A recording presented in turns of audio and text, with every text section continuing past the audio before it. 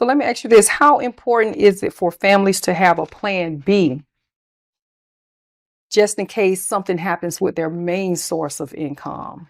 Mm-hmm. Like, how important is it for them to have that second?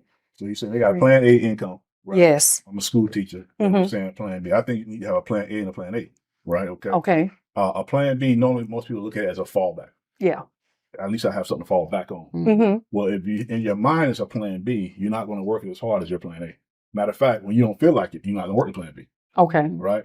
Only when necessary. Yeah, I do it just on the side, Yeah. side hustle. That's what we call it, right? Yeah. Okay. Well, I have a saying. I say, you got to work that plan B, side hustle, whatever you call it, right? Everybody calls them different. You got to work that as though your life depends on it, because one day it might. Right? Yes. But what's going on in the world right now, especially with the technology shifting and the AI, you're going to see a wave of people who have jobs now. They may not have a job a year from now.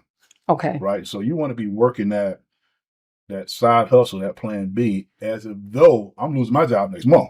Okay. You got to prepare yourself. All right. And so I always tell people, listen, your 9 to 5 will pay your bills, but your 5 to 9 gonna get you rich. Right. You want to work them at the same time. All right. Because we talk about inflation. That 5 to 9 is your overflow. Yes. That's how you're going to be able to catch up on your retirement, how you're going to be able to travel and pay the bills down faster and move on to the next property and get the business off the ground. Because the 9 to 5 for most people is just covering enough.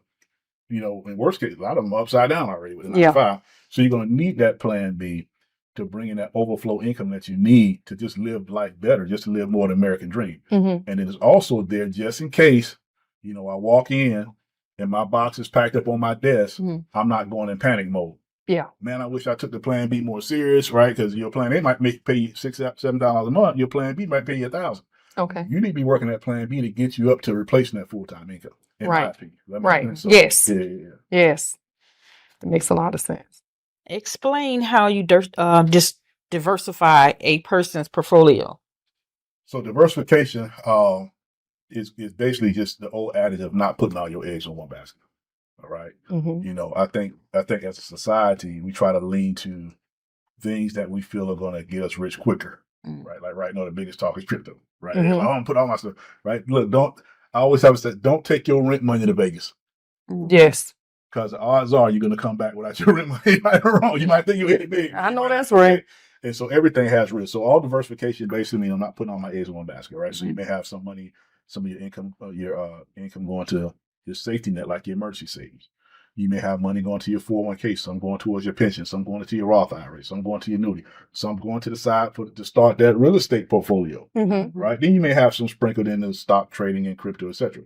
But I would never tell somebody to take all your money and dump it in real estate. Take all your money and dump it into, your 401k. Take all your money and dump it into crypto. You want to spread out the risk, and that's all what diversification is really all about. Is risk management. Because if the real estate market take a crash, if everything was there, I'm screwed. Yes. But if it took a hit or a crash, and it was only 15% of my money, I'm still okay. You're okay. Yeah. So, and that's the same thing with crypto or something like that. Absolutely. Because I think a lot of people think that with the crypto, because they have it spread out with other companies under the crypto umbrella, that is spread it out. But no, you're still under that crypto umbrella. Yeah, absolutely. Yeah. So